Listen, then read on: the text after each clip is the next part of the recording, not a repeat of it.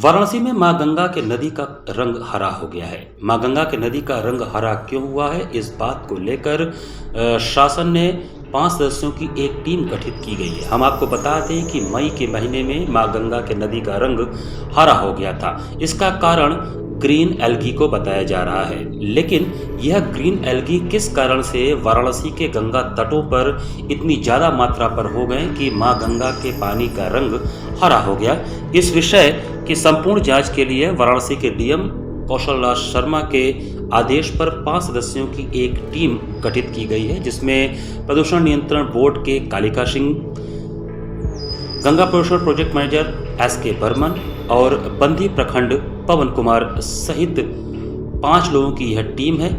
इस टीम ने आज वाराणसी के गंगा घाट से मां गंगा के पानी की सैंपलिंग की है और वो यह पता लगाने का कोशिश करेगी कि आखिर इतने दिनों से लगातार ये जो ग्रीन एल्गी हैं वो क्यों यहाँ पर अपनी पैदावार बढ़ा रहे हैं, जिससे कि मां गंगा का पानी हरा हो गया है।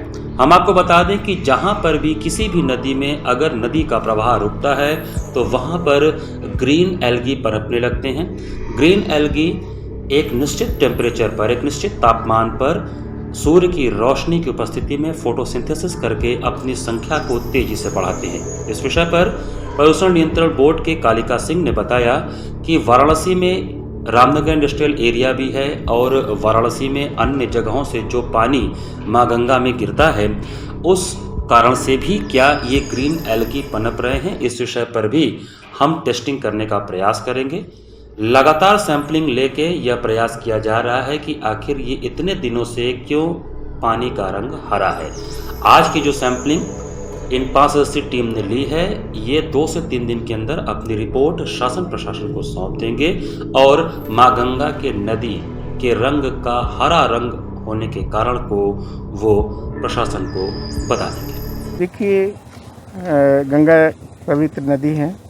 यहाँ पर कुछ समय पूर्व से लगभग 15-20 दिन पहले से एल्गी ग्रीन देखने को मिला है। इसका प्रथम दृष्टया 21 मई को विजय कुमार मिश्रा जी ने ट्वीट किया था, उसको संज्ञान लिया गया और 23 मई को दैनिक जागरण में भी प्रकाशित हुआ कि गंगा का रंग बदला। इसके बाद से ही लगातार हम लोग गंगा नदी के रिवर की डेली मॉनिटरिंग कर रहे हैं।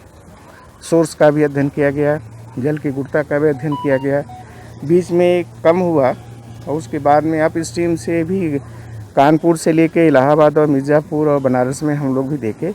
तो बनारस के हम लोग की जो सीमा है, बनारस की अपनी सीमा है, उसमें जितने ड्रेन्स थे, एक तो इंडस्ट्रियल ड्रेन है, रामनगर इंडस्ट्रियल से आता है, उसमें कलर का ये हुआ कि हर रंग बदला। तो कैसे बदला, पहले इस पर आया, लास्ट में नहीं ये तो ग्रीन एल्गी है।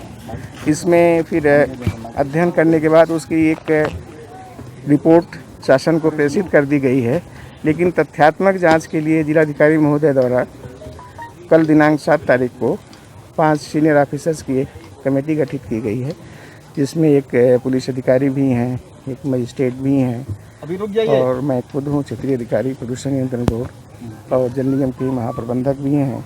तो हम लोग आज स्टार्ट करने जा रहे हैं कि इस ग्रीन एल्गी जो आया है इसका अभी स्रोत क्या है और इसका हम कैसे इसे निजात पा सकते हैं।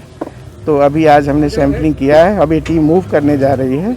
उसके बाद में हम वास्तविक स्थिति से आपको 10 तारीख को अवगत कराने की स्थिति में होंगे कि इसका कारण और निवारण क्या है। जैसा कि उद्गम स्थल से लेके कहाँ से जब इंट्रेंस हो रहा है बनारस में घाट का। देखिए, मेरा कार्य क्षेत्र वाराणसी डिस्ट्रिक्ट का है, उससे हम जल की गुणवत्ता का अध्ययन तो हम मिर्ज़ापुर से लेके बलिया तक की कराते हैं। लेकिन अभी जो हमें फीडबैक मिला है रीजनल ऑफिसर सोनभद्र जो कि मिर्ज़ापुर देखते हैं, वहाँ से मिर्ज़ापुर के अप स्ट्रीम में थोड़ा कम था और मिर्ज़ापुर के डायम स्ट्रीम और इधर चुनार में कुछ ज़्यादा आया ग्रीन एल्गी। और ये इसका कारण था कि पानी का ठहराव होना, कम मात्रा होना और 17 मई के आसपास अतिवृष्टि हुई थी, 2 दिन के लिए अतिवृष्टि हुई। तो उसके साथ हमारे पानी में फास्फोरस और नाइट्रोजन की मात्रा बढ़ी, इसके वजह से ग्रीन एल्गी। और टेम्परेचर भी हमारा गर्मी के दिन में अगर 25 डिग्री से अधिक होता है तो ग्रीन एल्गी का फॉर्मेशन होता है। पानी का रुकना, टेम्परेचर का बढ़ना इसका एक कारण रहा। सर कल भी कुछ सैंपलिंग हुई है, कल शाम को?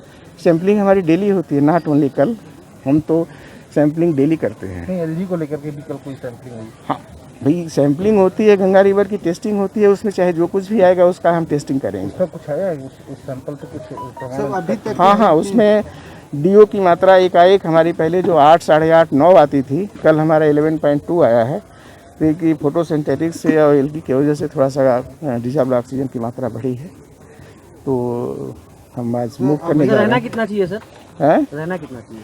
डीओ 6 के ऊपर है तो ठीक है, डिजॉल्व्ड ऑक्सीजन ठीक है गंगा रिवर का। सर अब ये ग्रीन एल्गी का कारण है, अब ये भी बारिश अगर होगी, कहीं कहीं जहाँ पानी रुका है वहीं ठहराव है, पहले से काफ़ी कम हुआ है। अभी हमने आसपास नाविक लोगों से भी और अब लोगों से भी, संभ्रांत लोगों से भी बातचीत किया है कि डे बाई डे कम हो रहा है। जहाँ नाव इकट्ठा है, जहाँ पानी का घुमाव है, जहाँ पानी रुका है, वो वहाँ पर बंद है। अगर अब बारिश होगी, ऊपर से पानी छूटेगा, तो ये अपने आप बह सर जाएगा। अभी गंगा का पानी नहाने योग्य या आचमन योग्य है कि नहीं?